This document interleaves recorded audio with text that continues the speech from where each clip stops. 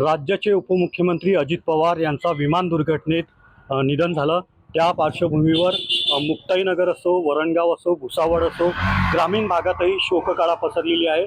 आपण पाहतोय की व्यापारी वर्गांनी स्वयंस्फूर्तीने या ठिकाणी हे बंद पाडलेलं आहे। राज्याचे उपमुख्यमंत्री अजित पवार यांचं दुःखद निधन झालं आणि या निधनामुळे ग्रामीण भागातही शोककळा पसरली जात आहे। सर्वत्र शोकसभा विविध ठिकाणी पार पडत आहे। याच पार्श्वभूमीवर ग्रामीण भागात आपले दुकाने बंद ठेवलेले आहेत, बंद पाडल्या जात आहे आणि शोक संदेशाच्या माध्यमातून दिला जात आहे।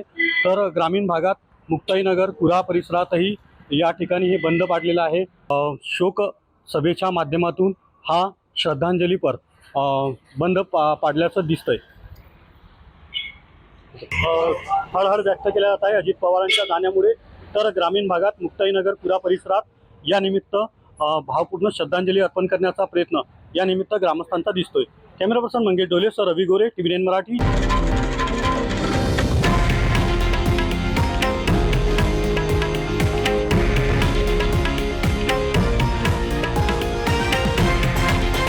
हे आहे देशातील नंबर 1 न्यूज नेटवर्क आणि आपण पाहत आहात TV9 मराठी, एकमेव।